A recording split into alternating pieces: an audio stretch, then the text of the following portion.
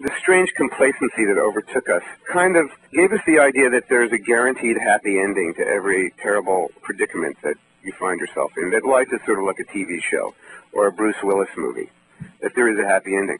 But in my opinion, the great shock to Americans is going to be to find out that there is no smooth transition between the end of the cheap oil era and whatever follows. In fact, it's going to be very disorderly and very turbulent, and it's going to involve a lot of stress and woe and ruin, and whatever emerges from it is going to emerge from really a great kind of fire of the soul that I think may even match what we went through in the Civil War.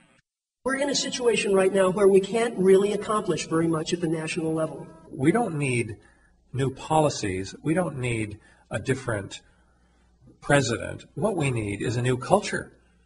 So the kind of change that must occur if we are to survive and have a sustainable culture will be probably a new value system where people are glad to appreciate nature and each other instead of trying to attain power and satisfy their lust for material things. There have to be alternatives, or people will just say, well, those are interesting ideas. Yeah, that makes sense, but so what? I mean, how do you go from A to B? I mean, how do you step out of this kind of life world into another one that's not on the same foundations? We fail to practice what worked for millennia to keep people together and satisfy our basic needs. I'm personally looking forward to that. Now, how do we get there? It may be that we will be forced to get there through the final energy shortage that peak oil will trigger, or people can start now to create these models of sustainability.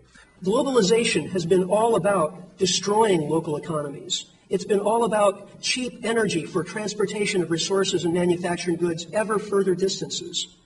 We need to run that movie of globalization that we've been living in over the past 20 years in reverse. We need to find out, who has the talents and skills and the abilities and the knowledge here locally to grow food, to make shoes, to make clothing. And we need to make friends with those people and make sure they stay in business.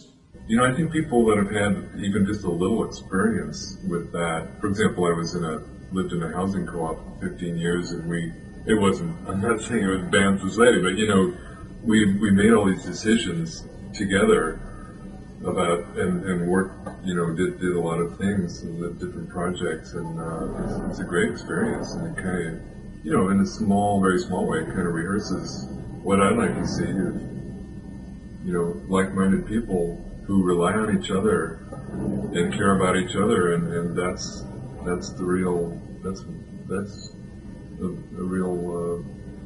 possible community. One of the great sad lessons among the many diminishing returns of technology that we've learned over the last 100 years is that the virtual really isn't an adequate substitute for the authentic. All that we've lost is just such a theme. I mean, we see that, all the nostalgia stuff. There's an awareness on some level that's very widespread that we've just lost so much.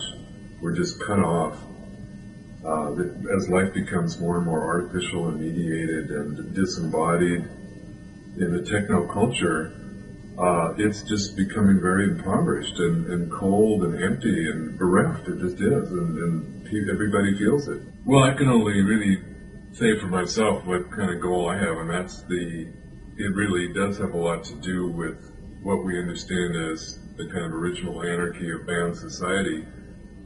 A completely or very radically decentralized world of face-to-face, of real community, of really the non-political, where people are living in intimate terms with the earth and with each other in a completely direct way, a non-mediated way.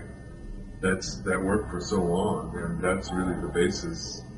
And of course, it's needless to say, it's the exact opposite of globalization, and the whole trend in our society, in this world, is exactly the opposite trajectory. demonstrate the contrast between what life presently is and what it could be. To immerse ourselves in the oblivion of action, to know we're making it happen. There will be an intensity never before known in everyday life to exchange love and hate, life and death, terror and redemption, repulsions and attractions. The affirmation of freedom so reckless and unqualified that it amounts to a total denial of every kind of restraint and limitation.